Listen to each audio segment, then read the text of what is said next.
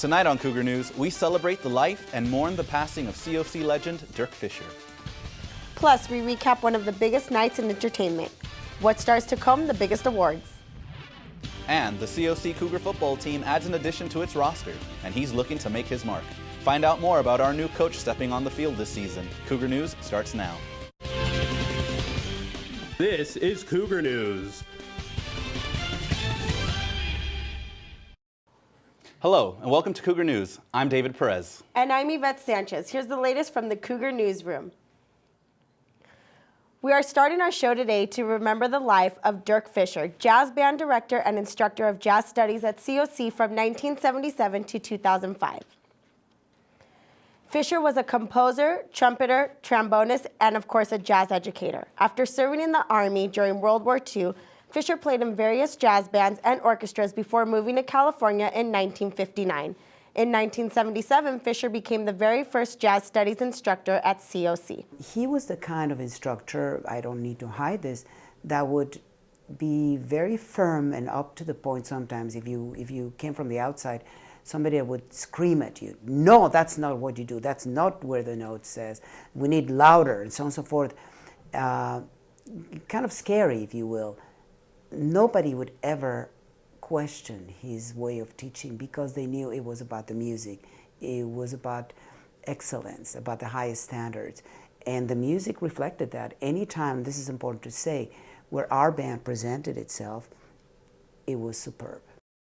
Fisher was composing and contributing to the college up until the day he passed. Psychologists are now researching the aspects of humans that allow us to go beyond zero or live a happy life. In 2000, Martin Seligman founded Positive Psychology, which is researching ways to live a happier and fuller life. In 2004, Seligman was featured on TED Talks and discussed the 3 major happy lives. He then talked about human strengths or what is best in ourselves. You can take a free values and action inventory of strengths or VIA at www.viacharacter.org. The VIA is 240 questions long and will assess all 24 strengths. After completing the VIA, it will list all 24 strengths in the order of which you choose, to which you use the most, to which you use the least. The men and women who serve in the U.S. forces are trained and prepared for combat, but when terms are completed, some come home with more than stories to tell. PTSD, otherwise known as post-traumatic stress disorder, affects many veterans of war. Gabriel Regalado investigates further on how this affects a local veteran.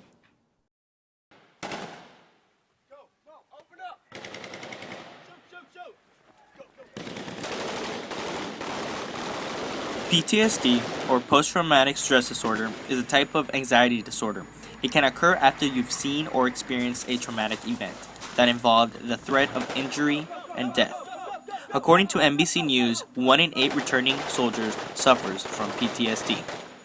COC was able to interview Gilbert Anthony Deal, Corporal of Marine Corps, 3rd Battalion, 9th Marines, who currently has PTSD. I didn't know that I had it. I just, when we came home, like they always say, there's no parade waiting for you at home. We do best, and we cope with our emotions with alcohol, lots of alcohol. Gilbert Deal was hurt overseas, which caused him to be in a wheelchair for a period of time. In a sense, he felt like a burden to everyone. You know, it's like once you're not walking around anymore, no one really takes you seriously as far as, you know, like really actually they pity you more than like respect you a lot more, because you're just like broken. You're no use, you're no good. And that's how I felt. Started becoming more of a distant with a lot of people, and I just didn't trust them. Gilbert's biggest challenge coming back home was to witness people go about their daily life, forgetting we have been in the longest war America has been in. And they want to go around with their day-to-day business, and it's like they forgot that a war's going on. Lost a lot of good friends, and you know, they run through my mind every day. With me personally, what I've been trying to do is coming together with some of the family members that I've pushed away, and just started talking to them, making them know and understand that, you know, some things just aren't always going to be the same as they were when I was a kid. An award-winning poet and Iraq War veteran recently visited the Hasley Hall Theater at College of the Canyons. Oscar Rogel was there as the former Army soldier shared some of his poems and stories. My tongue is a marker that writes even in the rain, even in salt and sweat, and I write with it now over every curve and turn of the body. Brian Turner, an award-winning poet and an Iraq War veteran with the Army, shared some of his poetry readings with many students and teachers here at Hasley Hall Theater at College of the Canyons. Turner served 7 years in the U.S. Army, one of those years as an infantry team leader in Iraq with 3rd Stryker Brigade Combat Team, 2nd Infantry Division. The poem, I'm writing this poem in Iraq, and I'm thinking about this. There was one poem we had, I think at least twice, we had Katyusha rockets fired. They're notoriously inaccurate, but also in military parlance, you might call it a significant emotional event. Right? His 2 recognized poetry books were in 2010 with Phantom Noise and in 2005 with Here Bullet, which won the New York Times Editor's Choice. Many of Turner's poems and stories relate to many experiences he had while serving in the military through combat operations, other deployments, and many different situations. I've journaled all throughout all of my life, and just little fragments here and there. And then I can go back to those and see a different version of my memory, because memory usually changes and shifts over time. And then I go back to those, and it's sort of like something closer to the moment.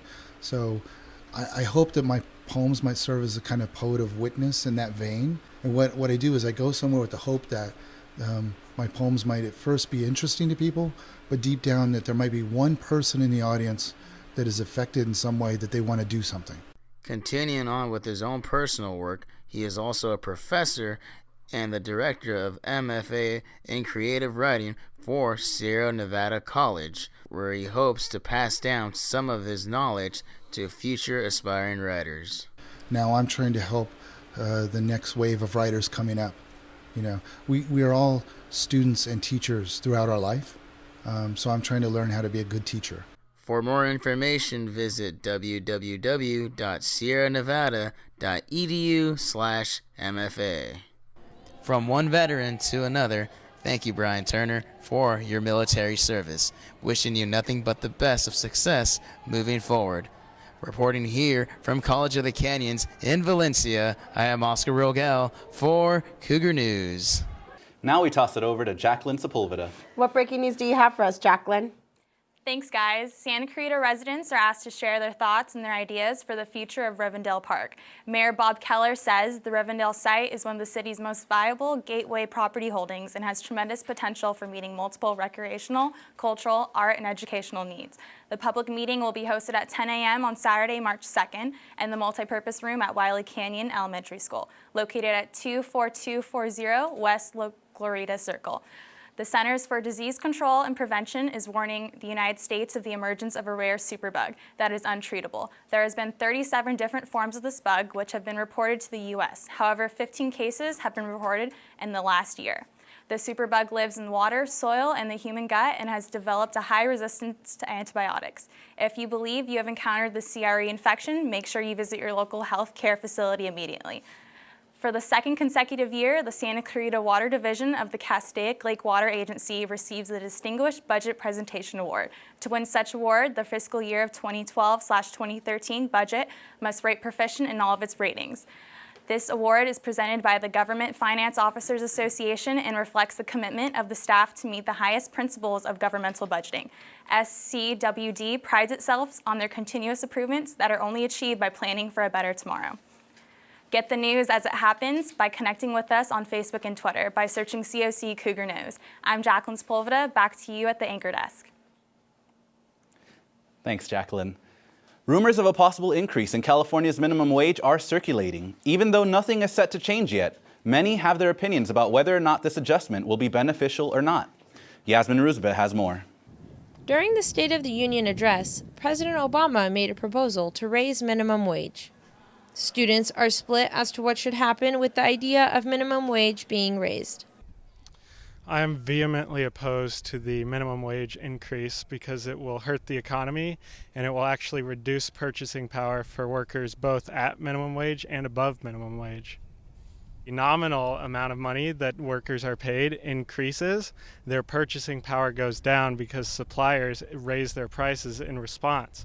Now, as their purchasing power goes down, they're less able to buy products, and therefore their money is worth less, causing inflation, which leads to a nominal increase in the minimum wage, but a decrease in actual purchasing power. In other words, the amount of goods that they're able to buy with the money that they earn. Honestly, in a consumer-driven economy, I think it's a good thing. Gives people who work full-time on minimum wage the opportunity to have more purchasing power, which is, in my opinion, overall better for the economy. So I think it's a good thing. Whether you're for or against minimum wage going up, look out for legislation to get a view of their consensus. For Cougar News, I'm Yasmin Ruzbe. Coming up next on Cougar News, winter may not be over yet, but we'll tell you the best way to spend these last chilly days. And high school students get a shocking reality check. Here's why they'll think twice about drinking and driving. Stay tuned.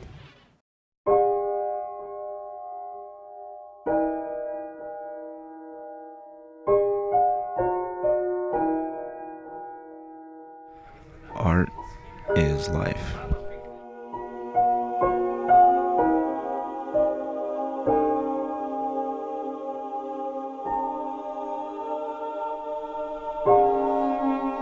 Art is love. Art is patience.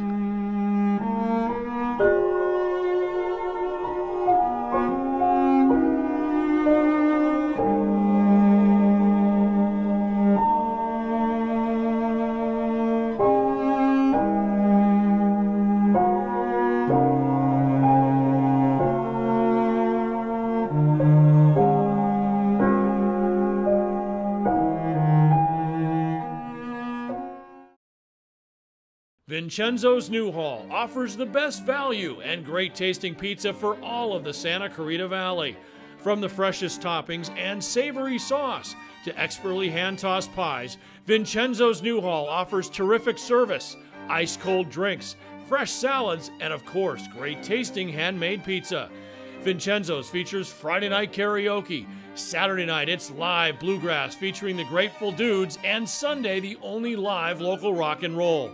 Vincenzo's Newhall invites you to dine in or try their takeout, or let us come to you with our rapid and friendly home delivery. Vincenzo's Newhall, inch for inch, the best pizza in the Santa Clarita Valley.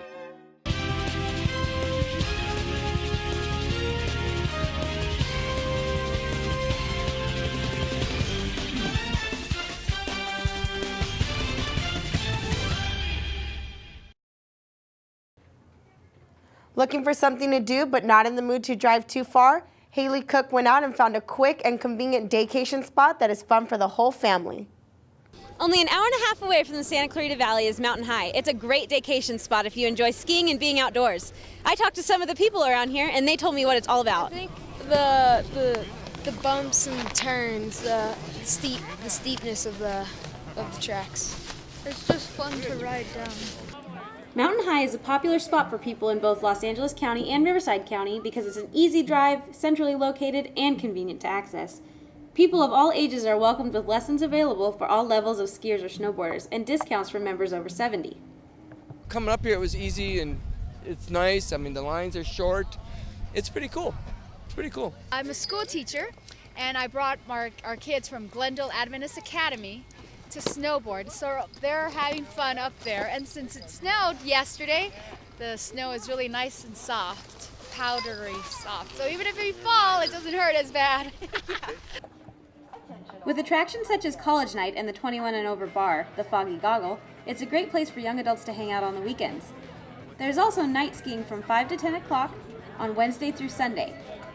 All right, there you have it, guys. Come on down and enjoy the cold weather. The park opens at about 8 o'clock on weekdays and 7 o'clock on weekends. I'm Haley Cook for Cougar News. Spring break is just about a month away. The search for a good break is on. But it seems that Facebook users have found a new way to vacation. Stacy Lewis lets you in on the secret.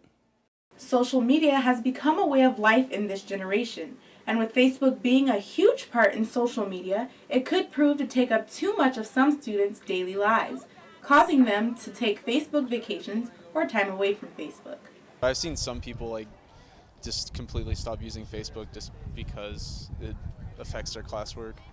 A study by the Pew Internet and American Life Project says that 61% of Facebook users have taken a voluntary multi-week break from the social network at one point or another, according to an article by ABC News' Joanna Stern. Students found disappointment in the amount of privacy that Facebook lacked. They also said it proved to be a distraction at times, and these would be reasons people might take time away from the social network. If you like a picture, then everybody sees it. If you comment on a picture, everybody sees it. It's not that serious to take a vacation unless you're like an everyday poster, but deactivating doesn't mean it's a vacation. I took a break or a Facebook vacation during finals so that way I can kind of, study more.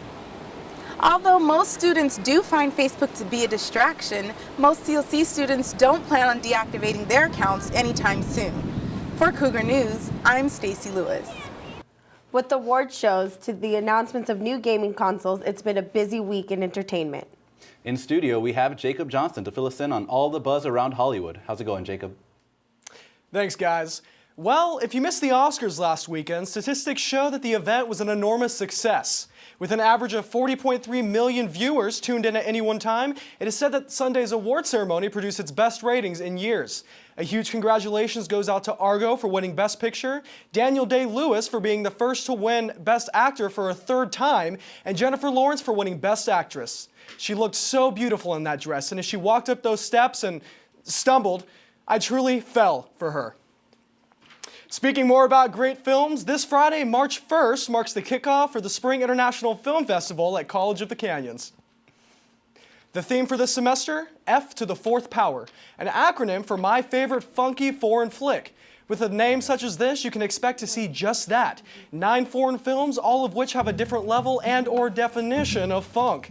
The festival takes place in Hasley Hall, room 101, and begins at 6:30 p.m. with the scandalous dramedy, La de Jour. For more information on movie dates and times, you can check out canyons.edu/departments. Also opening its doors is the COC Art Gallery. This current exhibition displays the works of kinetic sculptor Jim Jenkins through March 7th. Jenkins uses what he sees in nature to form his ideas, and his sculptures come to life through the animation of objects. They use machinery, music, brightly colored displays. They all help him guide the viewers to their own interpretation. One of his pieces, titled A Dime a Dance, allows the viewer to dance with the devil while music is being played. In another fascinating piece, titled A World Around, a globe travels around a yellow house with illuminated text. For more information, visit jimjenkins.net or head over to the COC Art Gallery to witness the wizardry yourself. Are you ready for the next generation gaming experience? Sony just unveiled its PlayStation 4 last week. The next generation PS4 console includes a retooled GameShot controller with enhanced ergonomics and rumble capabilities. We still don't know what the console will look like, but we do know that the PS4 will be available this Christmas. That does it for entertainment. Back to you, David. Thanks, Jacob. This past Saturday, the Hart High Auditorium played host to the David Fernandez Songwriter Salute Series. Oscar Rogel was there to cover the many musicians saluting the music of Elton John. On this day at the Hart High Auditorium featured the David Fernandez Songwriter Salute Series. It all started in 2007 with David Fernandez, with the help of fellow musician friends and church worship band members. The intent was to highlight singers and songwriters that he admired. Today's salute featured the music of Elton John.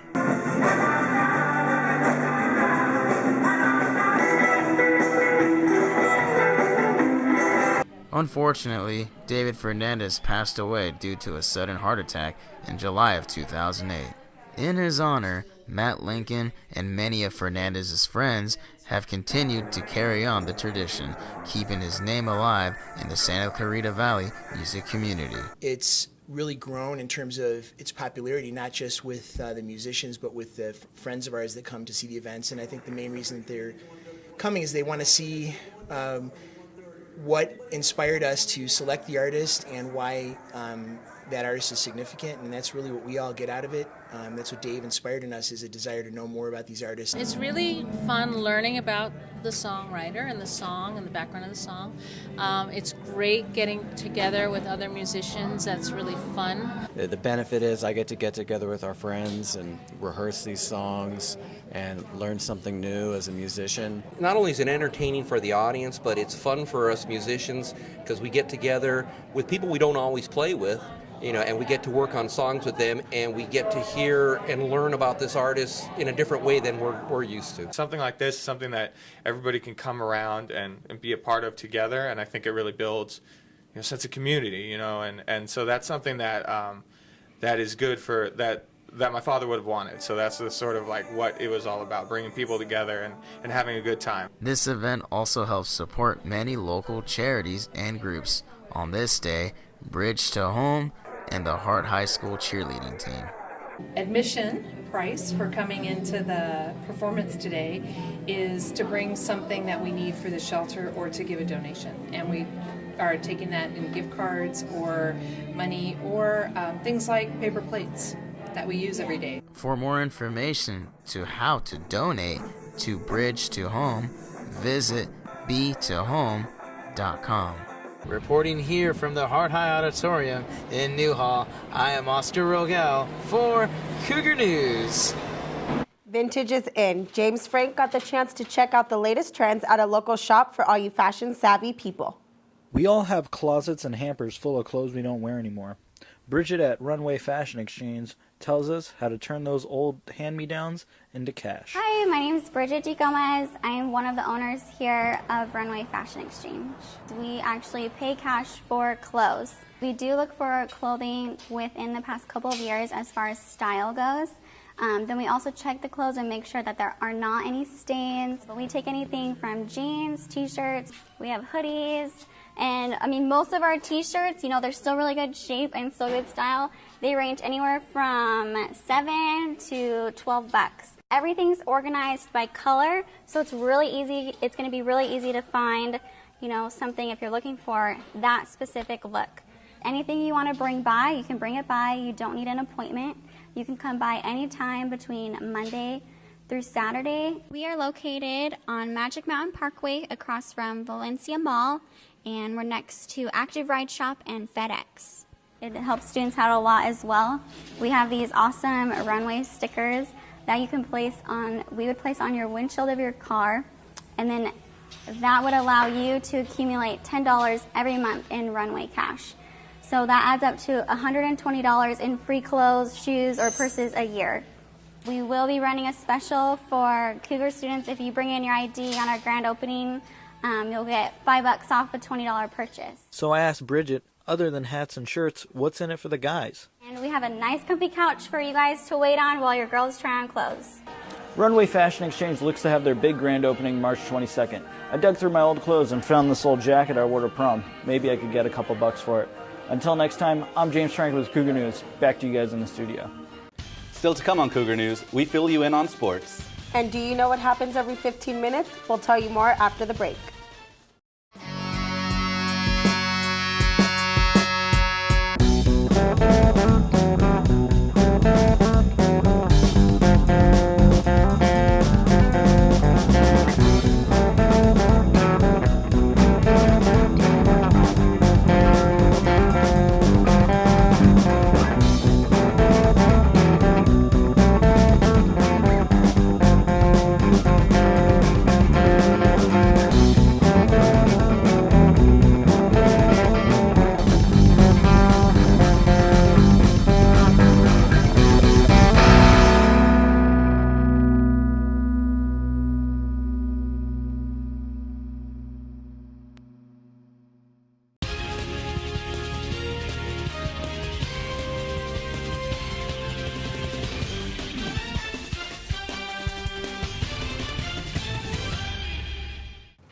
The COC speech team earned a big win last weekend at Cal State University Long Beach. The Cougar speech team won first place at the PSCFA Spring Champs Speech Tournament.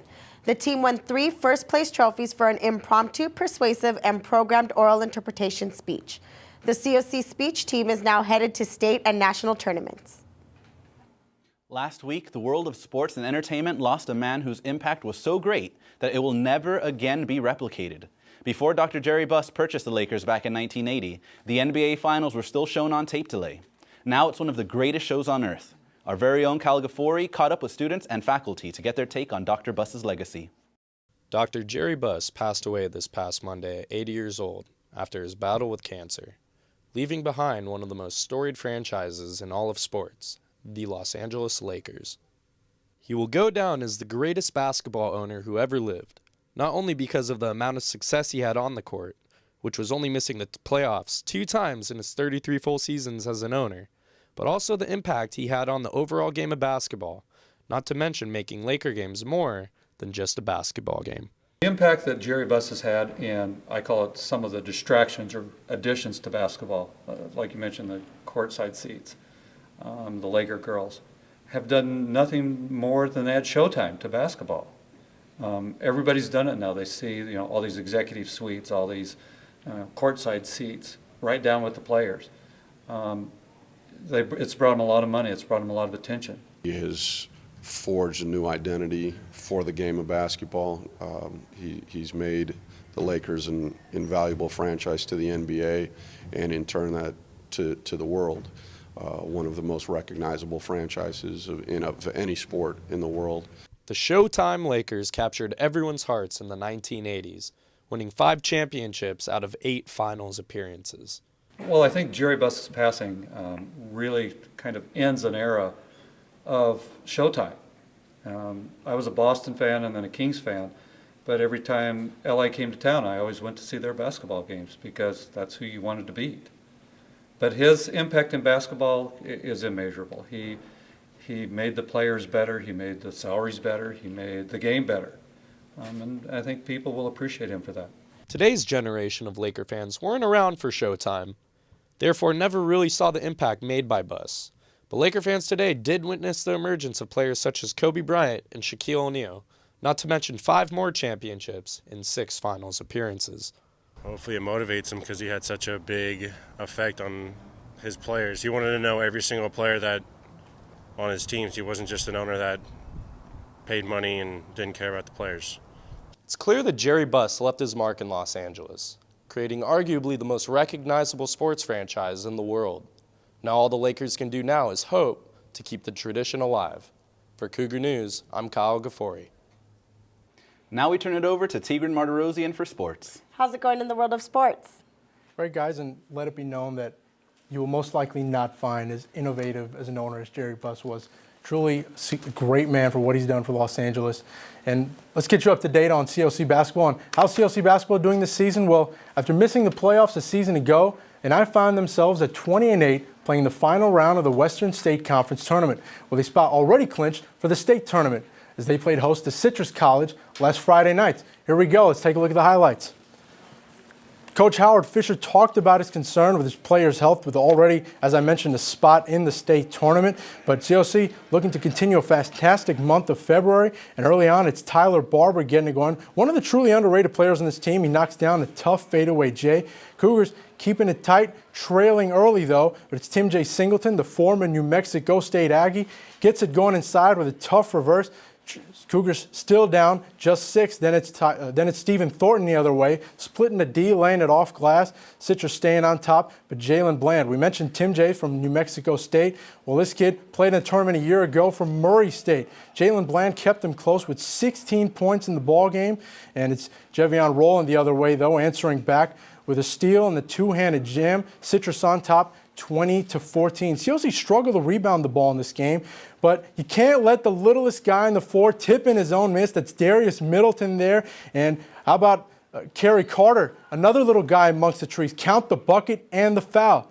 Jalen Blando trying to take things in the matter of his own hands, knocks down the tough fadeaway Jay. That's just better offense against good defense. COC down by 2. Stephen Thornton with a back-breaking 3 as Citrus goes on to win 77-71. I think we needed to make a few more stops, and they knocked down some big shots when the shot clock was winding down. We stepped up our free throw shooting. We started executing a little bit better, but toward the middle of the second half.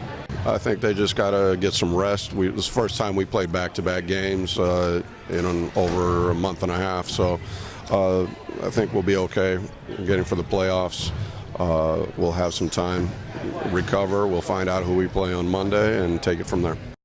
Let's turn to baseball now, and unlike COC basketball, COC baseball struggled to say the least. They've now lost 3 consecutive games and are 0-4. Just last Thursday, they played host to Glendale College in Game 2 of conference play. Let's go to the highlights. COC in desperate need of a win, trying to avoid falling below 500 early in the season. It's never a good sign, and not where they expected to be this year. Bottom 4th, Quincy Quinteros doubling towards the wall. That cashes in Corey Sims and Trey Williams. So far, so good for COCs. They're on top early. But Glendale kept things too close for comfort. You'll see Chris Whitney with the solo shot off Chad Bennett. The game would now be 3-2 COC. Things getting tight. COC feeling the pressure now. We're going to head to top of the 9th, and pressure's on.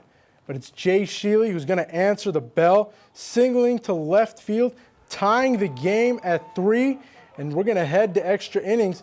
And COC's got to be nervous at this point. Like I said, cannot fall below 500 so early in the season. Now we're going to go to top of the 10th in extra innings. Andre Angel singles to center field. That would prove to be your game winner. Glendale goes on to win 6-4. They'd add another run later in that 10th inning, and COC falls to 4-5. While the men are struggling, the women are rolling. The women's softball team is now 7-2-1 and has won 5 consecutive games, and yesterday had a back-to-back against Reedley. Let's take a look at game 1. Bottom of the first, COC on top 2-0, and it's Nikki Haslock to right center field. 3 runners score, and it's 5-0 Cougars. They never look back from there. This thing would get ugly pretty quickly. On the second, it's 1-2 count. Andrea Blackpool hits a line drive grounder past third base, and it's now 8-0 Cougars. And Reedley would never get close in this thing. It would end in a 14-0 Mercy. Savannah Gutierrez pitching herself out of a jam. Cougars win 14-0 easily. Anytime you get a win, it's a good win. Whether you blow them out or it's a close game. I think they did a nice job. We played catch. We made the fundamental plays, which we got to do, and we made some bonus point plays where they were kind of a tough ball in the gap or something, and we were able to make those catches as well. So, but most of all, our bats came alive. Game 2 now, and it's Ashley Colon getting things going with a double down middle field. Cougars off to another good start, but this time things would be a little bit closer. Reedley never allowed Cougars to go up 14-0, but COC would handle them pretty easily, staying dominant. And Elisa Hernandez tripling and scoring 2. Reedley would go on to score, but again, COC not allowing them to ever get close. Andrea Blackburn with a 2-run double, and COC again goes on to win easily, and they continue to roll as they improve to 9-2-1. After his 6-year coaching stint at COC, now former head coach Garrett Tougier resigned earlier last week after taking the job at his alma mater, BYU, as a new offensive line coach. Now taking his place is COC alum Ted Isenda. Our very own CJ Smith has this story. Football at Cougar Stadium has always been a great tradition for College of the Canyons.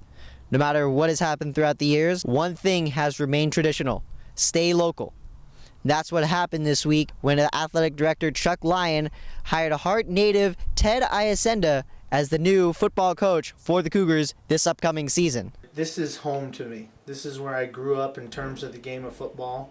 You know, playing my high school ball here from my freshman year all the way to my senior year. My first real coaching job was here at College of the Canyons, and a lot of great memories, you know, a lot of tradition, a lot of history for me here. Even though the coaches and the players haven't met on the field yet, everybody seems to have already bought into Coach Isenda and what he brings to the team. I've heard a lot of good things about him, you know, being a Hart native as well, you know, so I've always been around him too because he coached at Alamany, and our head coach is a brother, so I'm looking forward to playing under him. Plays are going to be, you know, upgraded, you know, back to where it was at Hart, you know, and even better. So, you know, I think it's great for me, you know, enough from back in high school, so that'll be great. While many are anxious to see what kind of offensive and defensive schemes Coach I will bring to the table next season, he's just worried about meeting with the players. In terms of football, you know, I've been around a lot of offensive, really good offensive minds, and I hope to bring some of that. I'm really excited getting to know the kids, getting to know my guys, who I've got, how they're doing in school. I couldn't be happier. I couldn't be in a better place. I couldn't have asked for a better opportunity. For those of you that want to get a glimpse of Cougar football before fall semester, spring ball starts right after spring break. For Cougar News, I'm CJ Schmid. Well, you may not know it, but Santa Clarita has been somewhat of a breeding ground for some of the athletes, particularly in football. If you don't believe me, take a look at the New England Patriots' Shane Vereen and the New York Giants' Jason Pierre-Paul, two guys that played at COC. If that's not enough, how about Stephen Manfro from Valencia High School, who's now making his name known at UCLA? Add to that list now, Leon Jacobs from Golden Valley High School. He'll be playing linebacker for the University of Wisconsin come next fall.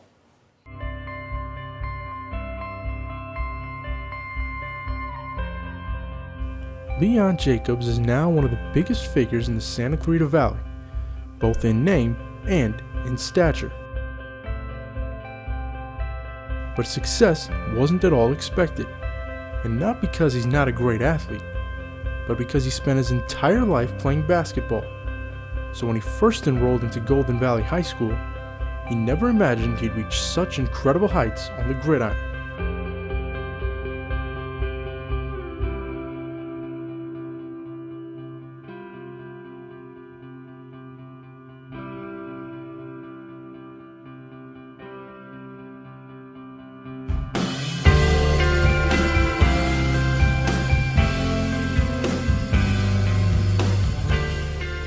And although his team finished 0-10, it never stopped him from giving 110%.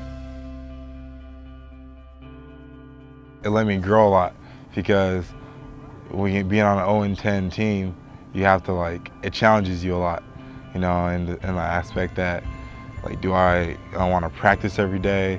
There's no inspiration, so it really, develop, for my mental state, to be stronger in that. And individually, I think, even though our team struggled, I think I always played hard. But what he didn't mention is how difficult that is when you're impatiently waiting to hit the field for one of the nation's best football programs. A program that also has one of the best traditions. I like to look in the fans and see them jumping around. Because at Wisconsin, at the end of the third quarter, all 85,000 fans jump around.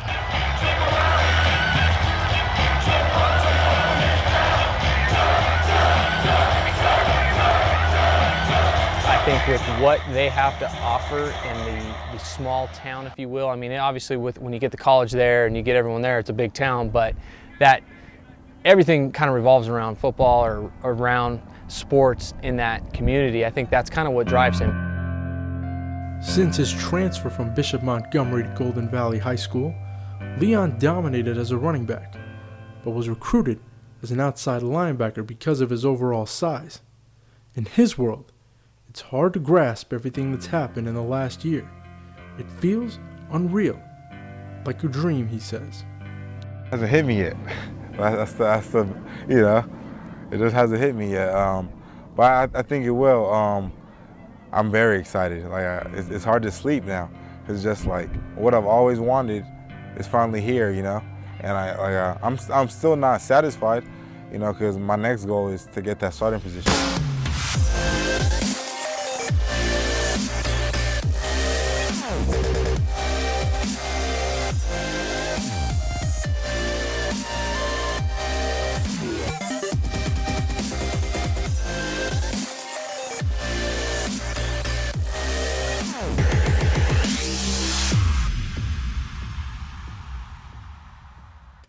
It's certainly a name we'll look for in the future. Leon had a terrific career at Golden Valley High School. And if you want to catch the rest of his story, you can find it on the web at cougarnews.com. And that does it for sports. Back to you guys at the anchor desk. Thanks, Tigran. The Every 15 Minutes program is an emotionally charged event designed to teach teenagers about the consequences associated with drinking and driving, as well as other reckless life choices. Jesse Merrick has the story. On Thursday, students gathered a stone's throw away from the disturbing scene of a simulated car accident outside of the school. The staged collision is part of Every 15 Minutes, a program that takes students outside of the classroom and puts them into the aftermath of a DUI crash. The program's goal is to spotlight the dramatic impact drunk driving can have on teenage lives.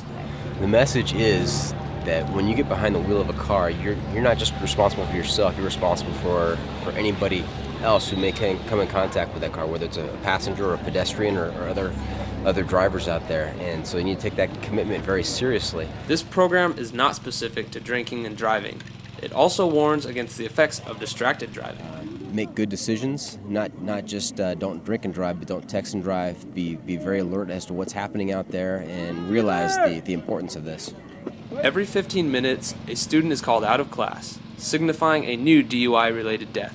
They remain silent for the rest of the day, refraining from any interaction with their peers.